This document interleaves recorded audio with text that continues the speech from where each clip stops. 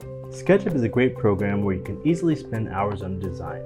However, there are some great plugins to speed up that time. Hi, I'm Brandon and I'll be your instructor for this complete SketchUp productivity guide. Now, this course is to help you be very useful at automation, plugins, and different workflows that will help you streamline what you're doing in SketchUp and also how you're going through from each step of the process. So you can spend more time doing what you love and grow your design career faster. I started this course by helping you go through some useful plugins and ways of working with automation. We also look at scripting and some different ways of building, modeling information through these automation methods. I finally finished this course by giving you the exercise to take the challenge to put automation in your workflow, and you can share that with the course. This course is for modelers, enthusiasts to learn more about SketchUp from any level, and you can see my instructor profile for beginner courses in SketchUp.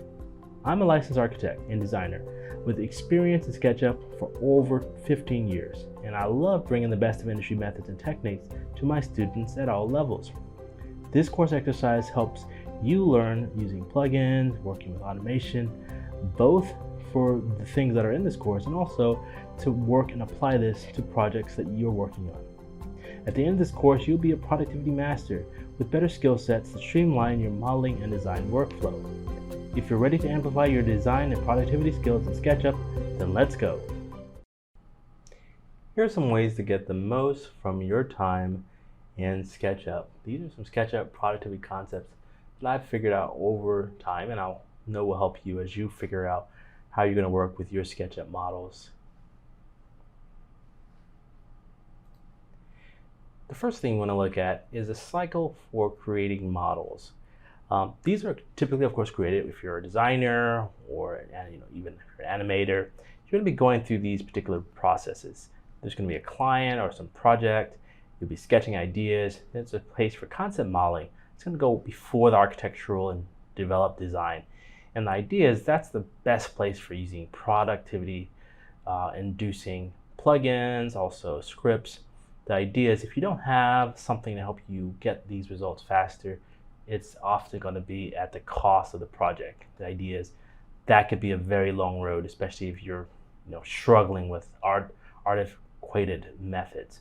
Okay, so this is where we're going to start at, and that's going to be the basis for really having that productivity. So let's look at some concepts that will help us in putting better productivity methods in our SketchUp models. Okay, first, let's look at these productivity concepts. Every workflow can be improved. It's absolutely true. Automation solves repetitive problems. We all know that. Plugins can actually save design time. It's not just time they use, but there's important time that's being saved. Then big projects need better functions, of course, and then finally scripts are designed too. So let's break these down and look at how productivity will help us in being better at what we do with SketchUp. The first thing, every workflow can be improved. That's talking for people at all parts of the process. Whether you're a CAD drafter, a designer, an architect, a builder, or a fabricator, the fact is you have a workflow where you're doing things that can be improved. So the idea is it doesn't mean taking some of your work, giving it to someone else. It means just saying what you do, you can do even better because there's some improvement along the line. Next one, the idea is that automation solves repetitive problems. It's true because we have to do things in models from duplicating, from systematizing, panelization, and we need accuracy at each point of these. And so rather than having these problems that take just longer time, we can use something that is automated to solve those problems quicker. And it doesn't take away from what we do. It actually solves problems that we're actually having. Next, there's a concept for sure about the fact that plugins save design time. Yes, it's so obvious because the idea is it's not taking design work, but the idea is we get to develop better forms because we have a plugin, because we have scripts and code. Our function is going to be better because we can accurately hit that, and we can have more time to work on things that make the design authentically ours. We also can be selecting those details ahead of time. So the idea is we're not losing design because we have productivity.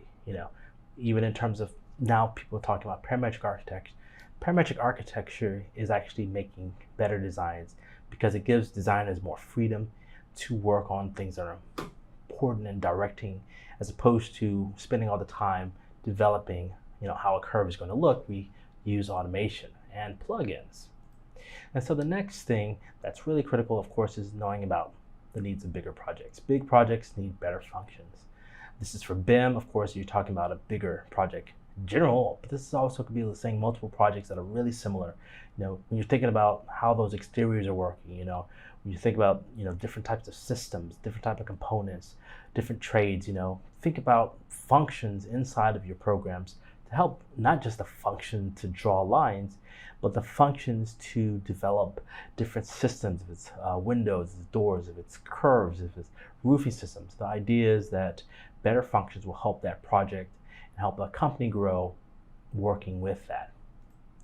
The final thing about really working with automation and all this workflow being enhanced is that you have to understand that scripts are designed too. There's a great level of customization. There's a great amount of look and feel that can be put into a script. You can increase your quality because things are going to be coming out the same each time, or with the same sort of aesthetic and work. And then also you can be working on IP, for instance, how you design a particular way. It can be very much well done. And so it's not letting a computer take over your job. Essentially, this is just the basis for what people do when we're looking at working and being more productive. Just in general, when you're going through and thinking about your plugins, your productivity, just think about the fact that you are going to be doing a better job by having better productivity. As you go through this course, look at all the plugins, the different ways of working with code and your drawing, your modeling, and see about how this can be taken back to your projects. It doesn't have to be very large. It can be bit by bit, but the fact is you're going to be better at productivity. You're going to be able to have more productive teams all the way through. SketchUp is a great program that has a lot of great functionality, but there's also some ways to give you more for less when you're designing. And that's what we're going to be talking about in this course, as we go through some additional plugins and different methods to really get the most out of your SketchUp models. So stay tuned and make sure to keep a note and make sure you have enough space to download and work on these files. You will be able to get to your current extensions in your SketchUp model by, of course, going to your extension window and choosing Extension Manager. There's, of course, an extension warehouse, but this is where you see what's currently installed. And these ones that I'm going to show you today are going to be for helping productivity and a little bit of building information or BIM modeling sensitively. And we're going to really start with blank models so as I show you each of these tools. So we're starting off with the extension warehouse application in SketchUp. You can just click it here, though there's some extensions outside of this. And the one I've chosen actually is the Bezier Curve Tool plugin because it's free. You can see there's some paid ones. And essentially, these are some ways to work with curves that you typically don't see in the line modeling of SketchUp. And so we're going to go into a new file and be looking at just a very simple way of using these curves and Beziers. All right, so a great view for working with Beziers is the plan view. I have like people here currently. I'm going to just go ahead and go to my parallel projection, and I've already installed this plugin. It's pretty simple. So once you've downloaded the extension, you can install it in your extension manager by just clicking Install Extension. You should see your Bezier curve. That's the first one we're working with. And I'm going to go ahead and just start by going to my Draw menu for Bezier. That's where I have it. All I need to do is click on 2 points, beginning and end point. And immediately you're seeing that I have like this really fancy sort of curve. It's not just an arc or a circle. And what I'm doing is I'm adding points to this curve. And so it's sort of the control points of the curve. And it's just really simple like that. The idea is that you can of course draw more curves, but the idea is this is really helpful if you're trying to do something more than just, you know, like that. You actually can have that controlled curve. And you could also of course have, if you're drawing lines that you're trying to connect, you know, it helps you sort of align them so you have like this tangency with the curves. And one great thing about this, of course, is definitely, you know, as you're starting to say, how can I make some interesting geometry for my model, you just can just pull it in just like that. You can, you know, extrude something. You can also, if you want to, take and follow the curve. For instance, if you click this and you're follow me, you know, you can follow those Beziers. It's nice. And you also of course can even have a bit of a compound Bezier, where if you would start to look at a Bezier in elevation,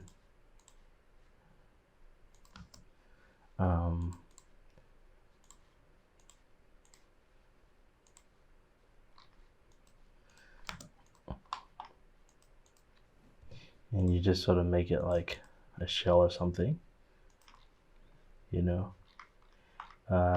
to maybe one of these.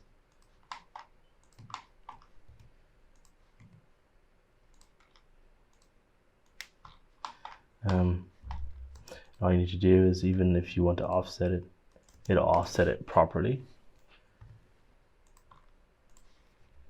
And pretty much just give you a better range of things that you can do. So I just want to, you know, just even just select it from right here, not really thinking too much about it. You know, I have all sorts of curvilinear geometry now available, even though, again, SketchUp is not a surface modeler. You have these incredible surface abilities. I'm going to go back to perspective mode, and you know, you'll see all these effects. And so that's what you can do with Beziers now. You know, even if it's just like a little curve that you want to do, you just have like this incredible control over your model and the type of elements that you can really put in it in several geometries. You now have access to it through that Bezier tool. Another great plugin for your SketchUp models is 1001 bit tools. These is freeware. A lot of the things that you can do with this are, you know, just without paying. There are a lot of paid apps that do this. You can work on things like the roof. You can work on things like making stairs, making windows, and it's something I would definitely advise. We're going to go on some examples of what you can do with this. So go ahead, install this. This works with SketchUp 2015 all the way up to the current SketchUp. Now what you see with 1001 bit tools, you see the option as you go to your tray to put in the tray of, or the, you know, icon bar of 1001 bit tools. And what that shows is this lofty sort of tray of icons. I'm going to go through each one of those. I'll just talk about them a little bit. Move the little model. The first one that we will go through is definitely looking at this concept. Is it can draw a point on the face. Now that's really useful because SketchUp doesn't really let you draw points. For instance, you know, if you were trying to, it's even worse when you're trying to align something and you know, you're forced to draw a line. Whereas if you just want to draw a point, SketchUp goes ahead and, or this 1001 bit tool lets you do that. And so the first thing it does, which goes to the command, it said, "Oh, pick a face," and then it says you pick a reference point, and then it gives you an opportunity to have a measure from that point. You understand? You see, like I just had it in 2 points, but if I draw a line to sort of locate myself, it would help me do that anyway. So, but the great thing about it again is it just will follow along that point. Like I can use it in in my drawing, you know, I can draw along that face. And the idea is I was just using like some reference points to locate it. So again, it tells you like the instructions, how it will help you to draw and locate points using reference points and lines. The next command that we have is divide and place along you know, edges. Now this happens to really work with these sort of geometries, like basic geometries. For instance, if I said, okay, divide and place along this point, if I said I want to do 10, and I would just use in two different ways. One is evenly distributed, and one is a fixed line segment, and one is evenly divided, but there's a maximum, so it, you know, gives some options. So the first thing we're going to do is just a number of segments, evenly distributed. It's asking you to select the edge, so make sure to select the edge, not the point. So it did divide that arc, and it will also divide this line. And the thing about it is you could use that if you're placing an element. I mean, obviously you could of course make something like, you know, if I want to make a box and I wanted to rotate that, and I just did that times 10, I would just get the same point. But the idea is, you know, if you're just trying to quickly divide something for your organization, it's really useful. And the idea is it's dots, so it's even more useful in that esteem. Now this does not work the same with things like these curves, and that's something to note. It's unfortunate, and also does not work as I've tried it with working with Beziers. This is the Bezier plugin with some of their later tools. So, however, this is a very useful tool still. It lets you divide and work with these type of geometries. So this third command is we'll just start drawing, you know, a couple faces, and it's called where you will draw an edge perpendicular to a face in 3D space. So that's obviously very useful, where it says pick an edge or a face, and it says I get to pick my start point, and it's just going to come out, you know, and I get to just pick my edge, you know, and the idea is it's going to make sure that what I'm drawing is perpendicular. So that's useful, because it's like sometimes you have to start to draw a perpendicular edge, and that's a bit of an issue. So that is a useful function with this plugin. The next thing we have is going to be more important if I show you sort of some context. Essentially, when you're drawing a shape, the issue is that if you start moving maybe the edges or something, well, it's hard to move the vertex, right? But they have like a button that lets you simply move the vertex. See, you just close and move the vertex, and that's obviously very useful because it helps you from having to be wandering around what will help you move that vertex. And the idea is you still have that same issue where it starts to have a little crook there. If you move it, you're just stretching it out. You're not, you know, it's not keeping the particular angle. Now, here is where you're going to extrude that profile. Right now, you can see that it keeps the angular pattern. And that obviously is useful because if you're not trying to change any of those angles, and you just want to extend something, that's what it helps at. But again, be mindful about the fact that it's really sort of a 2D extruded function versus just any one, because this one has a lot of different angles going in different places. Yeah, so this is a useful one. This right here works because it's really triangulated, and it has very small room for error here. You know, it's just cutting that polygon. So that's a useful tool there. And now for some of the just really simple line tools. Obviously the moving vertex is useful. Filleting two edges is useful. You just got to choose that little fillet edge. So we just move that. You can do it a small one, you can do it a big one. So I can do it 2 feet. It's right there. And if I want to do 24 inches, that's how it's supposed to be. And yeah, just when you're doing it, make sure you have 10 feet. Just a good view of your scale. That's very useful. And we also have this tool for chamfering the edges. It's done in a similar way, where you could just go ahead and do same sort of process. I do 48 inches, 48 inches. I can be doing that at any part of my geometry. And these are some more sort of AutoCAD inspired functionalities. And if they're on the same plane, then they should work.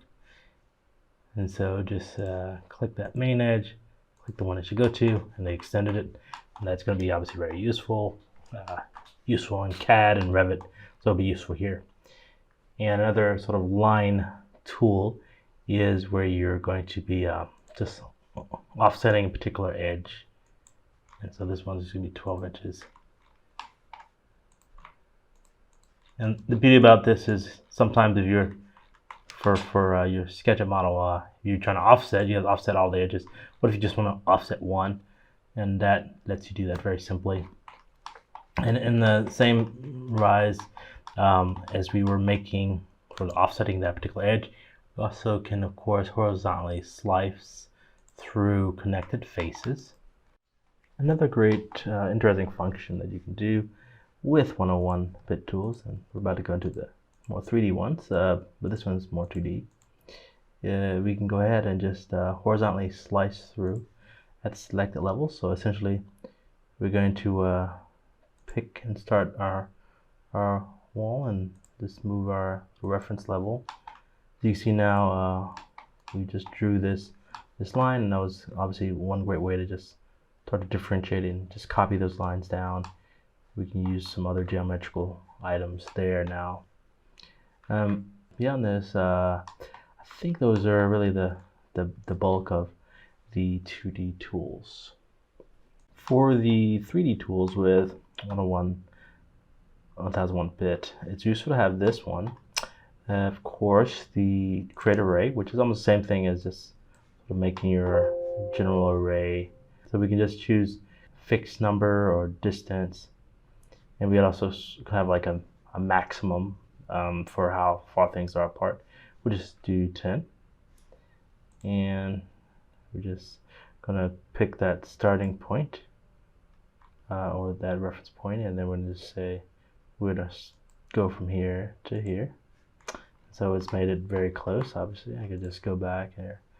And another way of doing it, of course, is saying I want my reference point to be here. I want this to be between these 2 points. And so, it's sort of similar to if you were just wanting to just copy a piece. So I don't exactly see that as too complex of a way to work.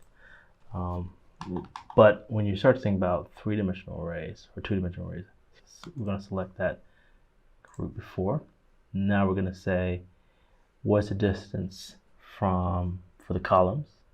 What if I said, okay, I want 3 feet between the columns, 3 feet for the rows, and maybe I want 10 by 10, and build array.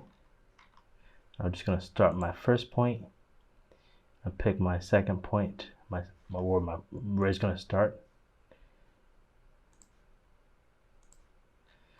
And the way it, of course, did it is I chose pretty much both my axes. And so obviously we went through that again. So now we want to do more of a regular array.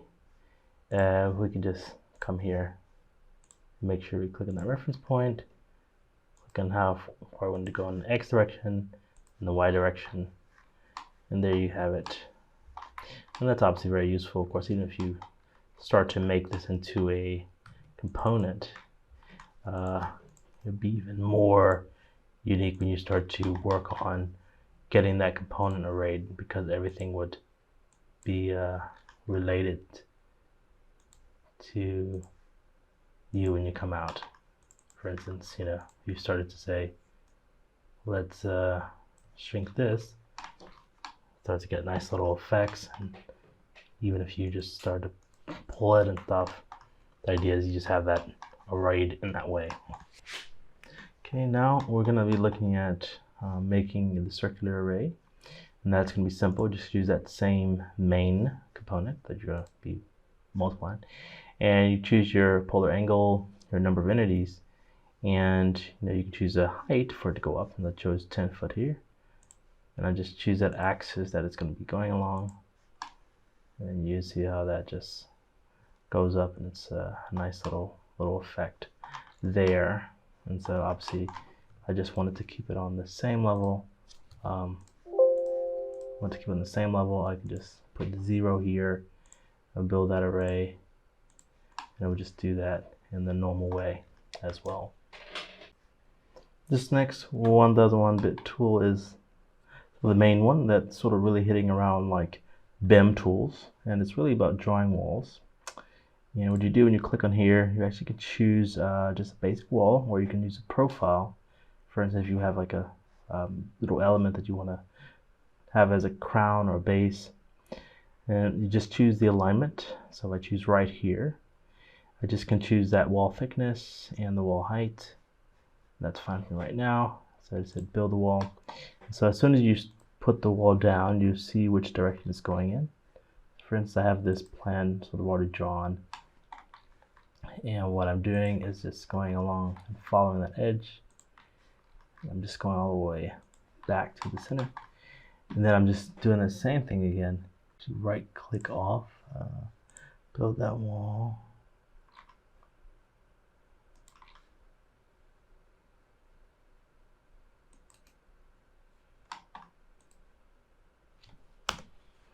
And this actually enter is the command. So we just draw that final line, build the wall, and just get it over here. And so right next to this tool is a powerful one for creating openings.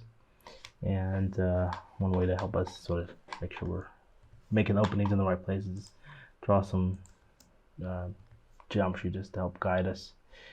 For instance, so now I have like, that's where I want that center to be, and that's going to help me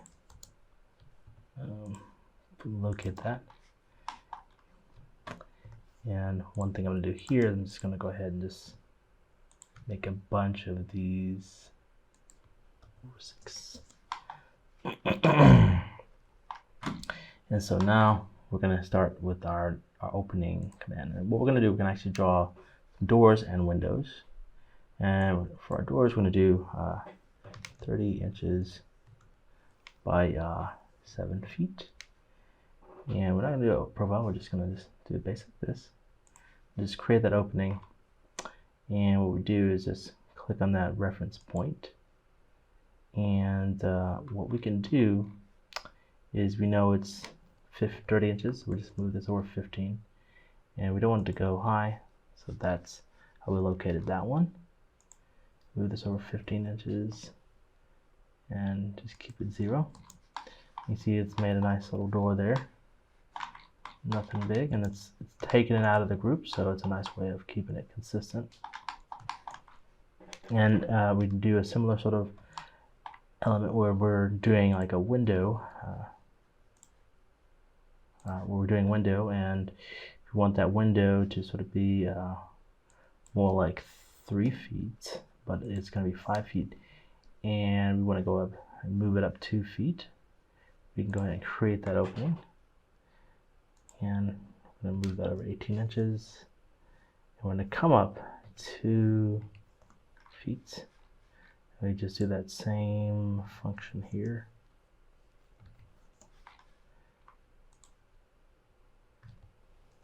18.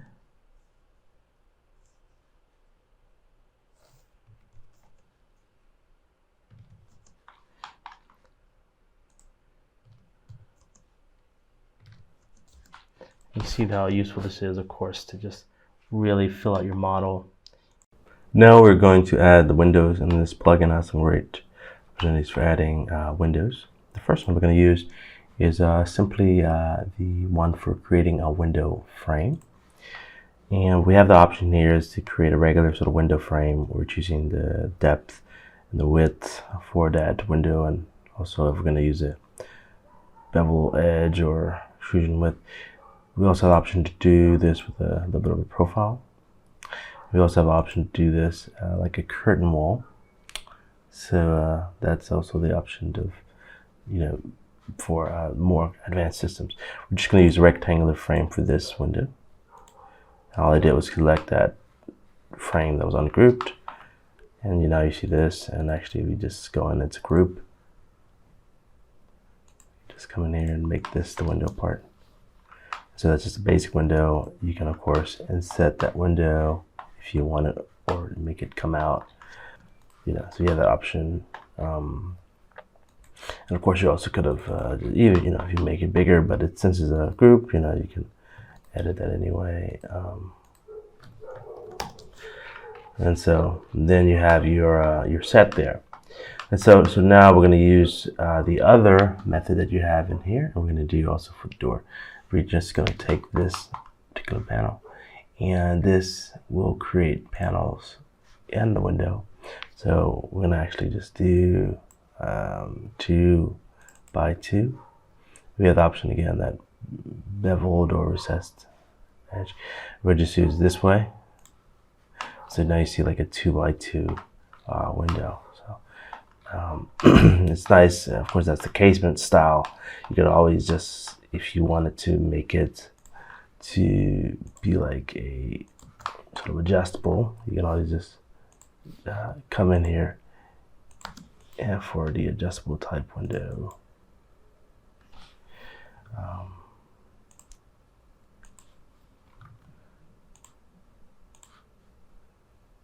Let's do half of that, and you would just do maybe divide into panels, and just have like one row, and then you just sort of duplicate that, and that's one way to sort of work around that. And you could of course make a frame on the outside of it, so you'd have like a little bit of action of both of those systems working for you. And you'd make it so that the frame would be sitting inside.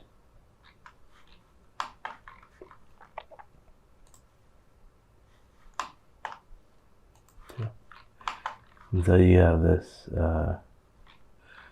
ability to, customize things ever so slightly.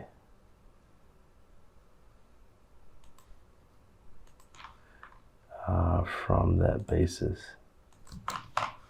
And so, of course, you would probably make that smaller.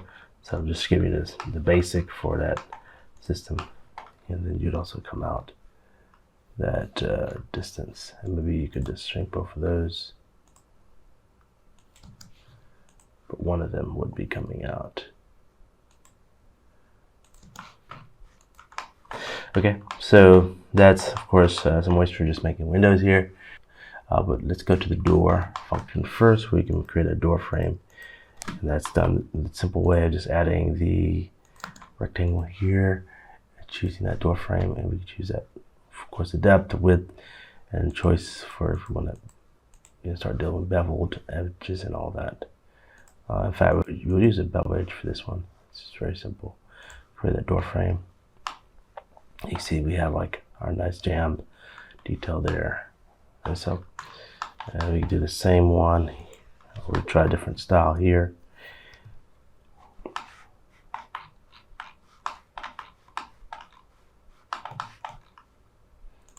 You pull that in, and we'll just come back and just use a regular rectangular frame. And I went a little bit on this side, so you can always just move it back in if you don't like the side it's in. And so there we have two different types for that. Now on the outside, we're going to come back and work on some of these other commands. Now we have another function for adding grooved edges here, and what we're going to do is we're just going to click on two of these faces, and the idea is it tells you how many, it tells you spacing, and also different ways for how that groove is going to work. And then create that groove, and we're just going to choose where it's going to start at. Get the option to soften, and it goes to the edge of that, but you know, as you saw, it does turn the corner. If we want to add like a little detail to something, we could do that very easily there. Okay, just to demo some of the other functions, and just click on like a face, and we're going to choose to create grills. And it gives us different options, and essentially we can set a profile for this. And for instance, we can do like a particular shape, but right now this is talking about the opening, and it's talking about the angle of the opening. So we're just gonna create this screen just based off this current dimension. You see it's more of a like a perforated hole. We're gonna do another one.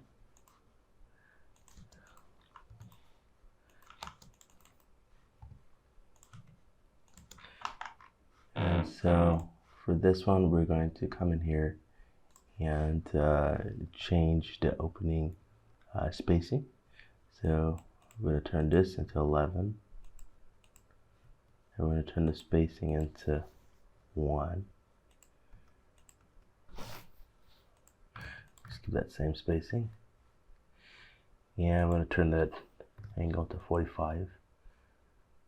I'm going to go ahead and just create that screen. The idea is you would really just use the plane, because we don't need to, of course, this other surface with that. And it creates its own group. So that's what you can do with that function. And so now if we want to use this grow function with the profile, we just need to have a profile on the XY plane like this. You see it nicely creates that edge and just extrudes it all already for you. So that's a very useful function. And so now we'll also test some of these other functions. For the created horizontal louver, so you just want to select that face. You just select it. It has a depth and also an angle. Do 30, and it also tells you where it's going to be. So I'm going to go ahead and click create the louvers, and so you see it just has that little face. It'll be just like a window. Now we're going to press escape to finish that. We're also choosing here if we're going to create vertical louvers. Pretty much similar sort of system, but you choose if you have an angle or if it won't have an angle. We have a spacing here. We of course could make that spacing more. Do 7" or something. Create it. So it's very nice. Mind that it leaves that original rectangle. And now for more custom type grills, you also have that command. So any type of pattern you could make, just click all the edges, and then you'll click on create rectangular grill from the edges. And of course this also works with curves. So that's a great way to experiment here. And so you have it there. So now we want to play around with creating hip roofs. And so one of the ways to do that, and several things we can do with roofs here. Now we just click here, and it gives the option to create a hip roof from the face. You choose the angle, so let's say 30 degrees here, create that hip roof. You see also I had the offset edge, so that was a great way for that to be done. And when we have the hip roof, I'll just make 2 of these. You can see some of the stuff we can do with that. we can go ahead and do things like create rafters and joists on the face. And so one thing you can do for adding your rafters, you want to make a group of and you want to, outside that group, that's where you can start to say if you want the direction of the rafters to be a certain way. And then you get to select that face, and you just click on create rafters for that face. And then you will create the rafters. You'll choose that line, and what you do is you'll go on each face and do that same effect. You just locate where that straight line is.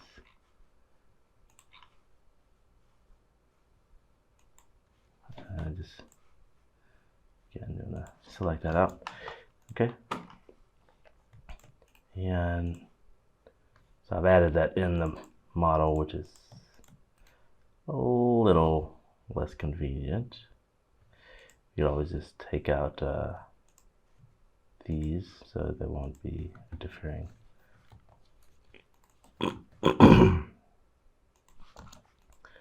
Okay, so we come back in here. What we're going to do is we're going to use that same method and create that rafter direction. And we'll do the same thing for each of the sides. And just make sure we select that face, create the rafters, choose that direction. And do that same thing. Rafters, choose the location. So we can also create rafters and purlins, and it's actually even a little more comprehensive for this function. What we do is just click them over those. Set automatic create rafters, battens and purlins, and we also, we could just take off the battens and purlins, but obviously let's go ahead and just see them all together. And so we just choose that width and depth. So I'll go ahead and just click on create. You nicely see how the whole system is created for you. And so we can of course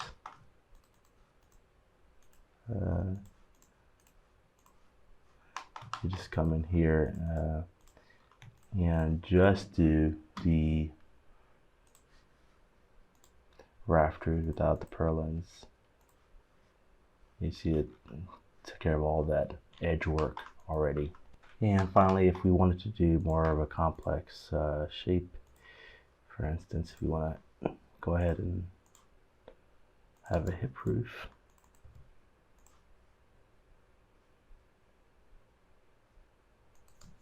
and something like this, we can also do that, figure that out. So that's a nice way. And it was just, if I went down on there, you could easily see developing a whole site of buildings just by having like a function like this. That's some very useful tools for roof making. So now let's work on some stairs. For making stairs with this plugin, it's useful, of course, to calculate how many stairs are needed, and you can use by your local code or so. What I'm going to do is I have 2 floors here. What I'm going to do is I'm going to go ahead and calculate, and I'm going to first just do a basic 6-inch. We're going to actually make this a group so we can have this here. And you can always just use a calculator. So this is 12 feet. So if we wanted these to be 6, we know that 6, is going to be 24 of these. So if we want to do 6.5, we just do sort of a little bit of math for that, and that's of course going to be important. Let's open my calculator. For instance, if I want to do even 7 inches, I'm going to do my 12 times 12. So I have my inches. And then if I divide by 7, it gives me 20.57. So that will be how many I'm dividing into. So the only challenge, of course, is that it doesn't divide perfectly. So what I do is I divide that 144 divided by that 21. That's what I get. So that value that it should be. So 6.857. And so I think what we can try to do is just really, that's not as precise, just go ahead and do it down here. We're sort of using that array function. Actually, it's going to be over. And so we have really about 7 3/16. That's going to be our size for that. And so what that helps us do is we're going to go ahead and put that into our function. Is you see that there's different types of stairs. It's one that sort of follows sort of the step edge. There's one that has a edge on the side for like a metal rail. Then also one that has a little bit of profile at the end. So we're going to try type A, and we're going to make sure, of course, to get that right riser height. So we'll just measure twice, 7 3/16. We're going to take that, put that right back into our riser height. And even if it's a little off, we can adjust that size, 7 3/16 inch there. Okay, we put here for a number of risers. It's 20, 21. We'll see if we need to adjust anything. And, you know, you can see like the different dimensions here. They're all like identify the stringer width, the handrail guiding lines. So it's made for you to customly change, you know, the stringer depth, the handrail and slab thickness. You know, these are all just elements that you can change, you know, based on your particular design. And that, again, for each staircase type, you'll have your own particular dimensions. Okay, so let's go ahead and take all these into consideration and just build the stair with a little thicker slab.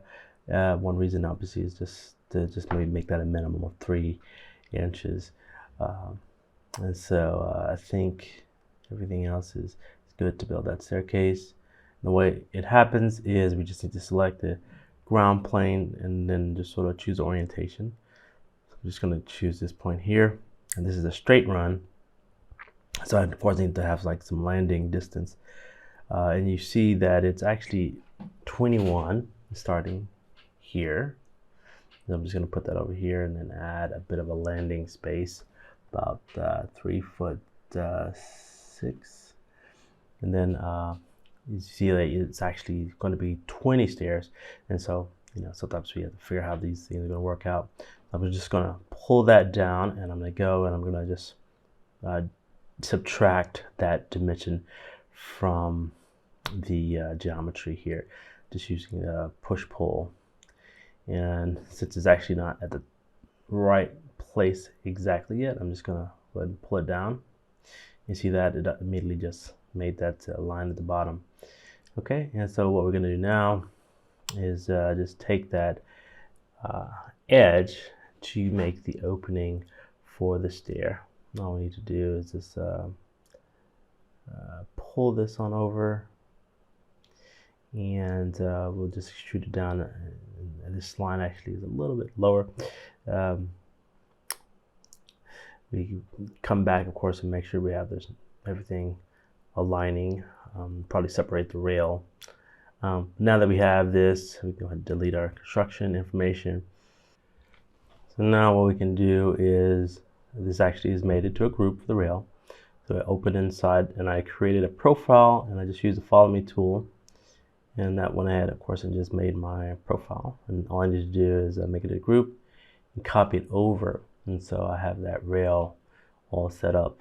Just that easy right there, and it's already set up to the location I'm using the point to locate it.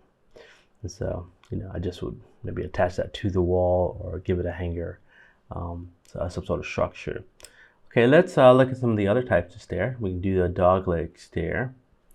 And one way that's, arranges, we still have like different types, but the riser height is set up there. We can go right to left or left to right. And so what we're going to do, of course, is make sure that we have 10 on both sides, and just get to go and build a staircase from there. I'm going to choose our base point and just rotate it to the side that we want it, and then we're just going to move that bottom edge. And you see, obviously the profile goes down a little below the floor, so just be mindful of that. That flat plane is going to be where our starting point is, and we're just going to put a little bit of a landing distance, maybe about 3 feet. And now we need to just sort of create that edge off the floor, so we just have an opening, and I'm just pulling up that location right there and extruding it over. And we don't have to sort of do it precisely this way, as we could of course just extrude it, but just ideas. You have several different types of method of opening that floor up. So let's go ahead and take a look.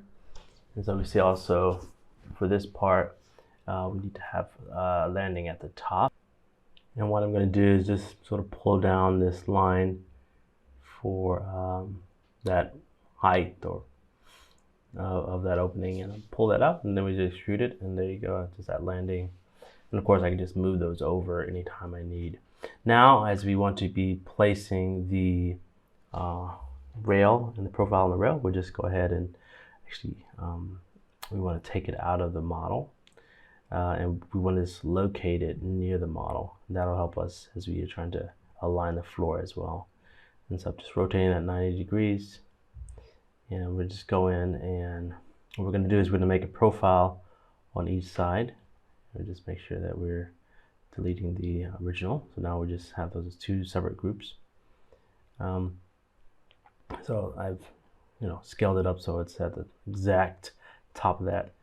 And so what we're going to do is on each of these, I'm going to just draw the profile and do that 1-inch diameter profile of a circle, and just use the follow me tool. Next, we're going to go to that internal rail line, and we're just going to do that same thing, do that 1-inch diameter rail. And then we will do the same follow me procedure, double click to make sure we're selecting all that edge path, and there we go, we have our set for our rail. And so we're not of course doing structure right now. Of course you have some little edges along the, what we're going to do is we're going to look at some other types of dog leg that are available. We want to do our 12-foot high floor, and what we'll do from that point is we'll just go back in, and you can see there's pretty much all the different types, but there are different buttons here. So this type is, just put that in here. We're going to see we're trying to type where we have that metal rail edge, and we're not really going to do too much customizing for this one. Just make sure to look at that little option there. We can change that particular profile if it's more of a shaped metal or if it's just a box. Okay, we're going to build that. I'm going to select the starting point and just rotate it in there, and you can see that adds a little more complexity. It just sort of sets into the ground, and this maybe would be for one of the more separate systems where it's just like a room that just has a stair system going up, up, up. Okay, and so we're going to simplify our method of taking out the floor opening. We're just going to be extruding it from the edge. And of course, we probably have walls there instead of just the floor. But for the sake of this exercise, we're just going to show it that way. And then what I do is just come out to the edge from that system. And so now we have this one, and you have that same sort of condition where you would be developing the rail. We'd throw the profile in and just be working on that. But let's go ahead and look at the other type of dogleg. And so as we saw, this dogleg was pretty much use that edge. Now we look at more of a just stepping form instead of the more smooth form from our previous dogleg. So a different way of how it would be like a monolithic pour. And we're going to build that on this other side. And now let me just again do that same sort of set. And again, you can start adding your own structure around these elements as well. What I'm going to do, I'm going to choose this edge and just shoot that all the way back to catch that floor. And again, it's depending on what type of material you use. You can always, of course, detail some of the other parts of your project there. But that's essentially how you would use these sort of advanced stair functions. It just helps you solve a lot. But what we're going to do now is we're going to go ahead and start a little more advanced stair, because these are all in the program. So this is going to be our spiral stair. But spiral stair is a little more complicated. There's some different coding. Obviously, if you're trying to get a particular head height, we're going to go ahead and set and try the same height. We also have different options for the stair. If the stair is like this one continuous thing, or if it's little planks that go up and up. And we're just gonna be basic about it. But again, if it works with your design, we'll go ahead and just make sure we have the right number.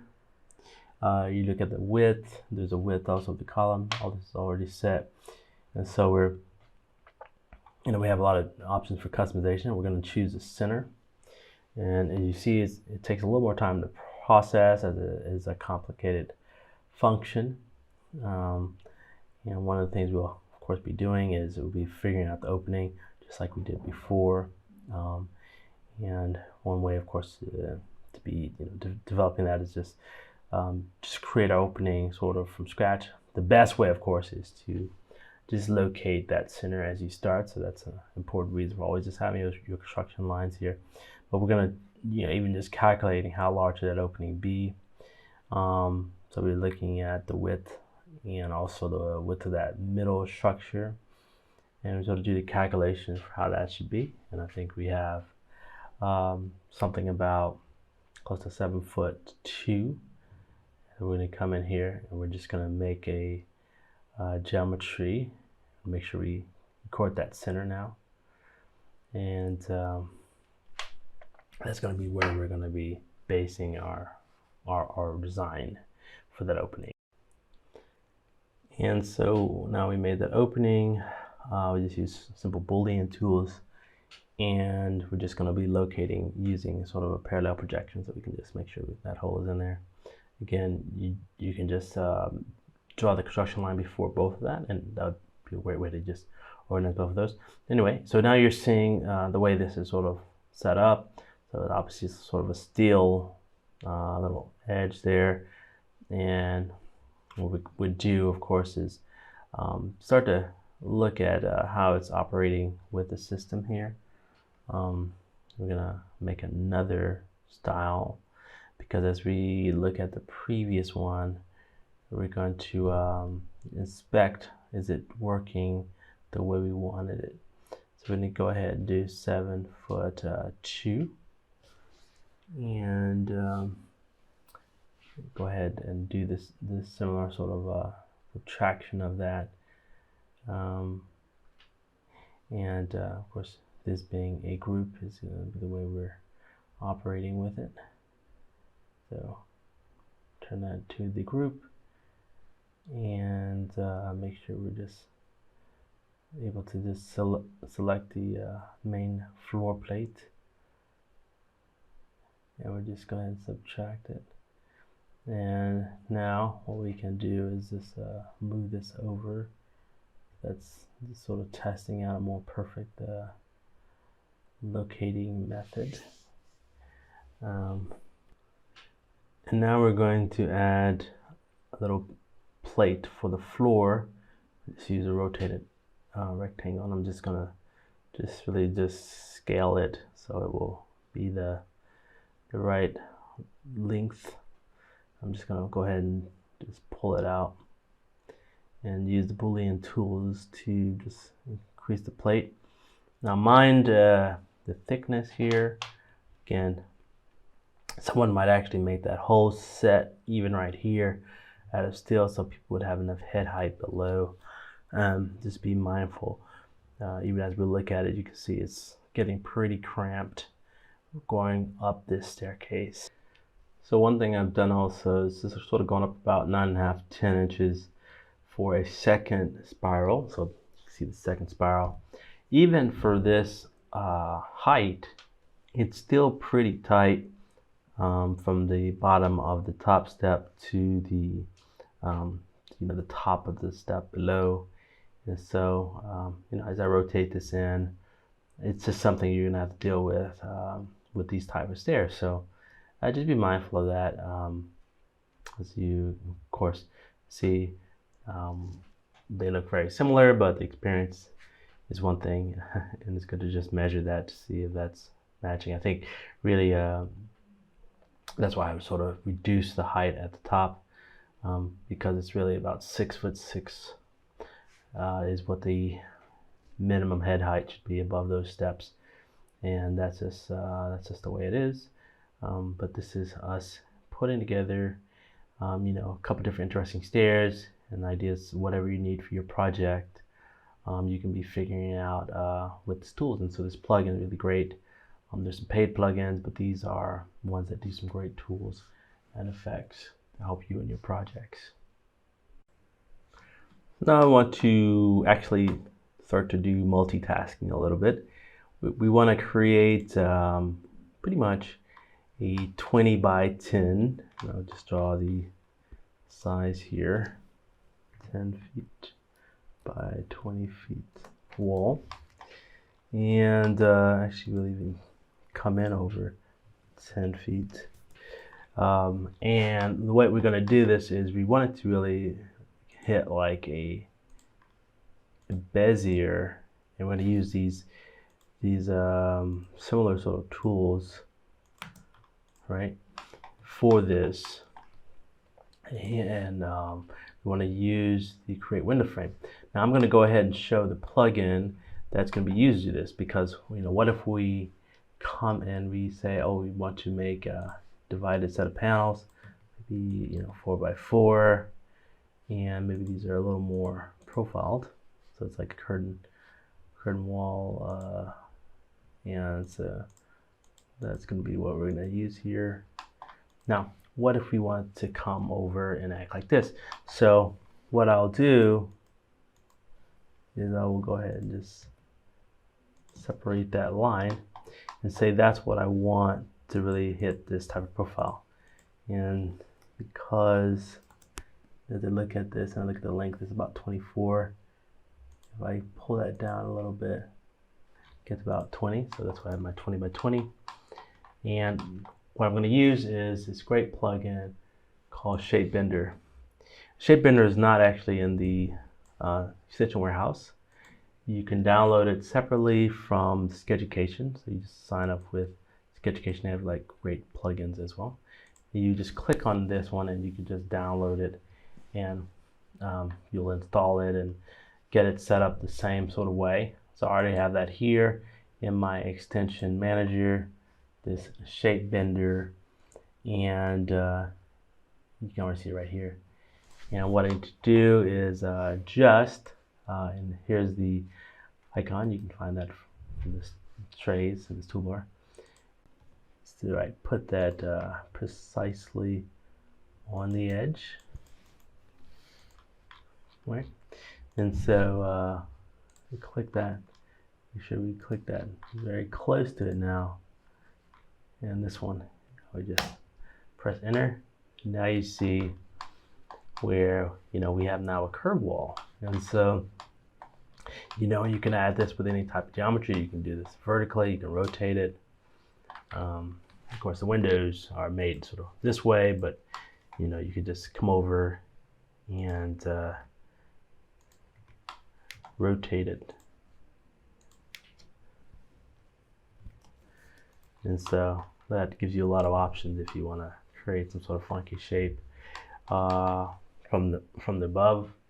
And so yeah, that's some great ways for another plugin, and you're just using multiple plugins, and you can make some creative geometry that is not sort of standard in your SketchUp workflow.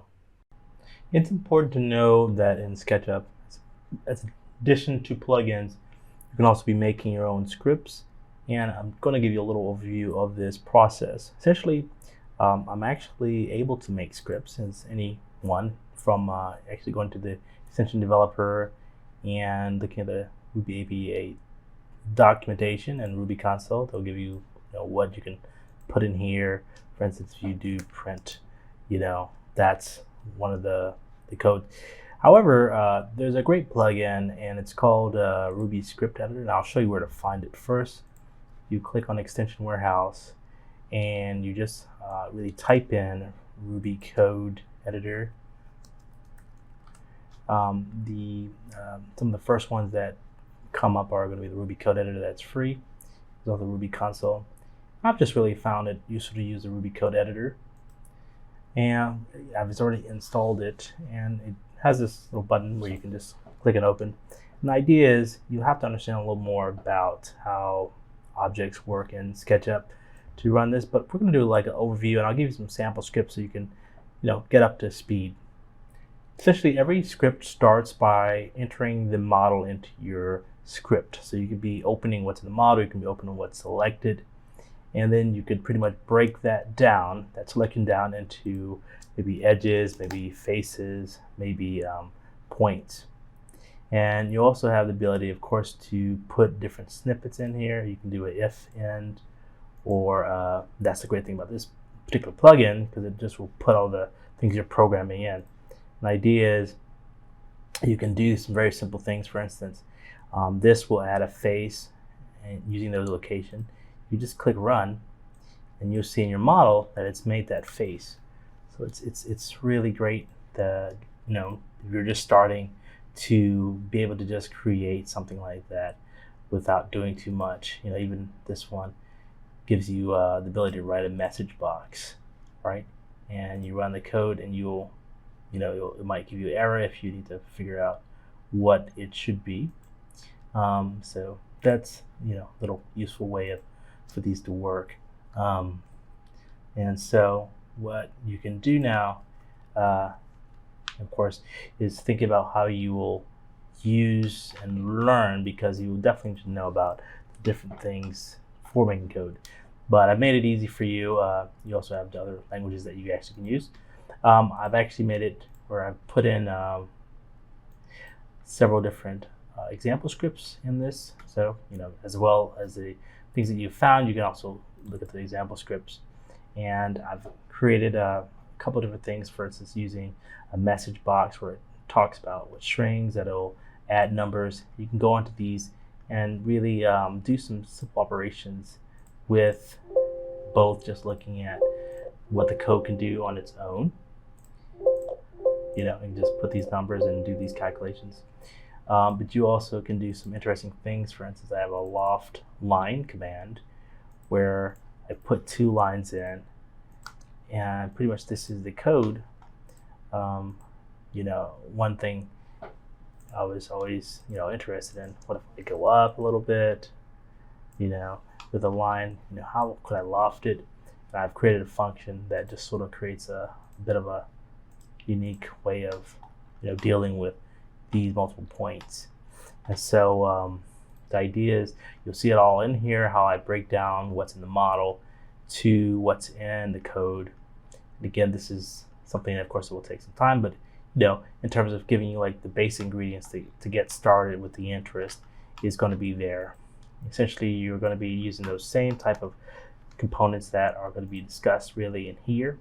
And I'm just working with faces and groups. And I also have, some more fancy things. And it's pretty much, if you know how to, click, different sizes, and you know how to work with geometry using grids, just like your model, you should be able to understand how to basically code and automate. And that's one of the great things about automation. Of course, you see a big script like 1001, but you can do a lot of things yourself. It just takes a little time and a little calculation. And so you can check my instructor profile for more coding classes. But these are going to be really basic here. But the idea is you need that to get started. You need to be playing around with what is needed to grow in your skill. And also, I'll go ahead and even just do this set here for populate surface. So that's actually a really cool one, where I just will choose a surface and I'll just run the code. And actually I have a sort of a pre-made surface, and it will do sort of that same sort of thing. So either I can create it inside the surface, I can make it, but I have some random items here, so that's also a cool set of functions. Again, you'll be looking to look at the API documentation and just really get familiar with how to really go through a code scripting, figure out what's going to be the input and output, and also just really saving it, and that'll help you as you're figuring out. So I'll give you some resources to deal with that and grow in that skill set, so you can really start to maybe not get immediately, but over time be able to make your own codes as well. Congratulations on completing this course for SketchUp Productivity. You've achieved a great deal by putting in the effort to make better models and improve your workflow with great plugins and workflows for automation. If you're even bold, you will also have worked on some of the class projects and you'll be sharing them. If you have any questions, feel free to share them in the course as well as your activity to get feedback from the class. If you enjoyed this course, please leave a review and check the instructor page for more helpful classes in modeling and design. See you in the next course.